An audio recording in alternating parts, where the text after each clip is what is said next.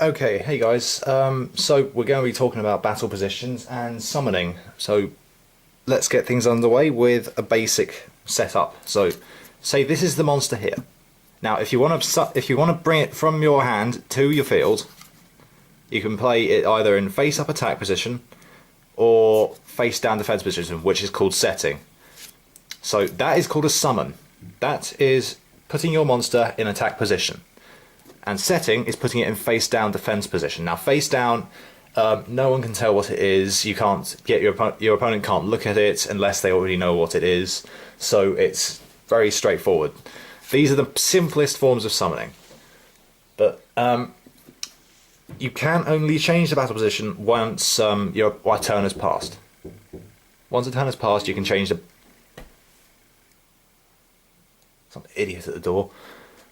You can change the battle position in your following turn. So I can change it like that to defense position, like so. And that is attack position. Got that? Okay, next up we have the flip summon. Now, flip summoning is a bit different to setting. What you do is you go from the set position straight into the normal summon position, but this is called flip summoning. You don't do anything, you just do that. And in turn, you can instantly change it from defense to attack position without having to flip it in the next turn, like that.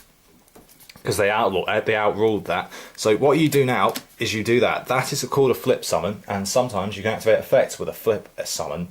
For example, Parasite here has a flip effect marked by the flip start at the beginning of its effect thing there. So I do that, and then it goes wherever it goes. That is the flip summon in general.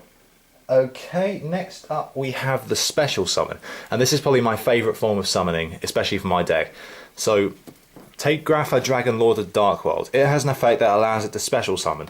Now, special summoning can be achieved in many ways. Some of them have their own way of doing it.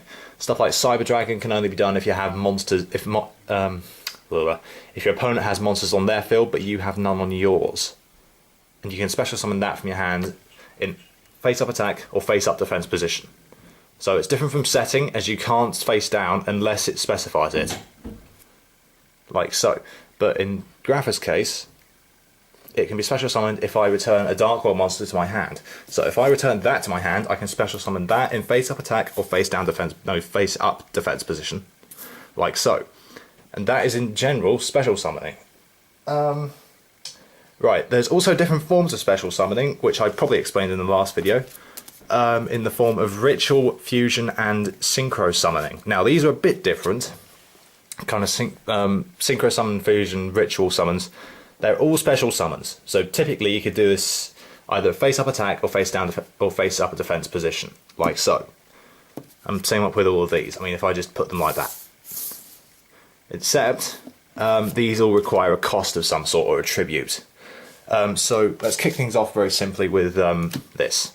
So if I remove that, and if I get Bron back in, and if I get, actually if I just get Grapha back in, that would just count as the 8 stars required. So if I had this on the field, but sadly it's not tough enough to take out a monster, so I activate this. Now, the effect of this requires a tribute of monsters with 8 stars or equal to 8 stars.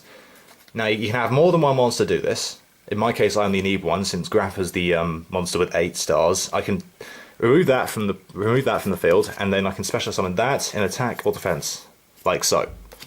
So I would say attack position. People walking by the door, and it's not helping. Anyway, so that's basically the ritual summon. Next up, we have the fusion summon.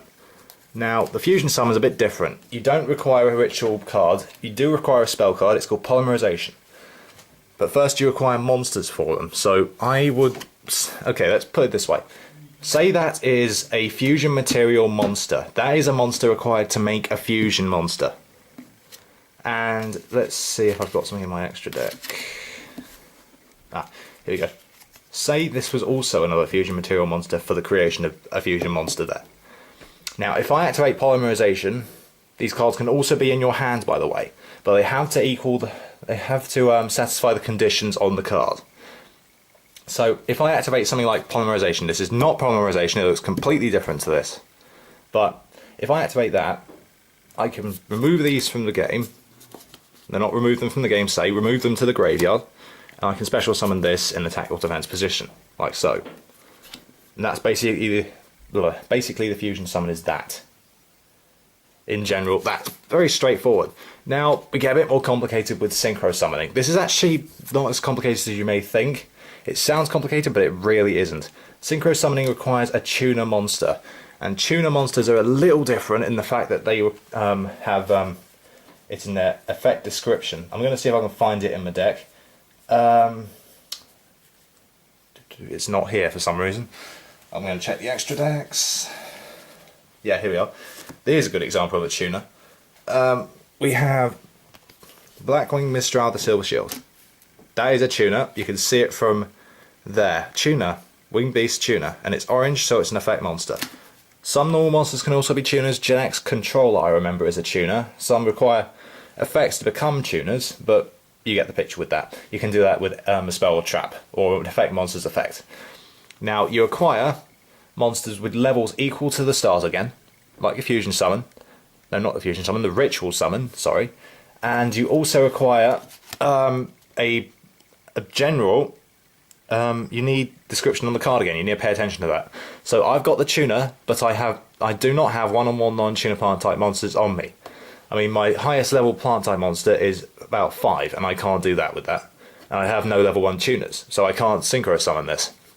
However, if I did have a plant type monster, say, if it was, let's get, oh, here's a good one.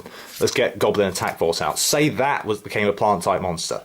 I could then remove these two from the game, since one of them is a tuner, and special summon it like that. And then that becomes playable, like so. And in general, that would be synchro summoning. Finally, we have the XYZ summoning. Now, this one is a bit more complicated, seeing as how you have a bit more trouble trying to set up, since you can't really do it when you're on the... From my understanding, you can't do it when there's cards in your hand that you want to use. Instead, you have to use cards already on the field. So, say I've got 2 level 4 monsters. They're typically the same level. You require 2 same level monsters in order to... Oh dear, sorry, dry mouth.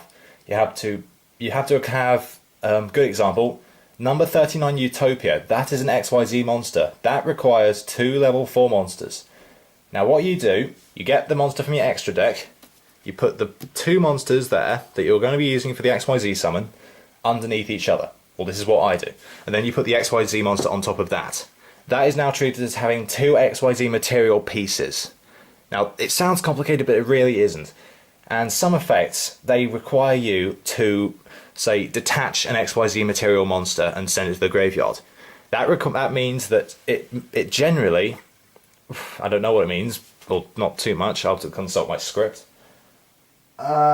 Basically, it's very straightforward. It's very straightforward, but I can't explain it because I haven't got any on me.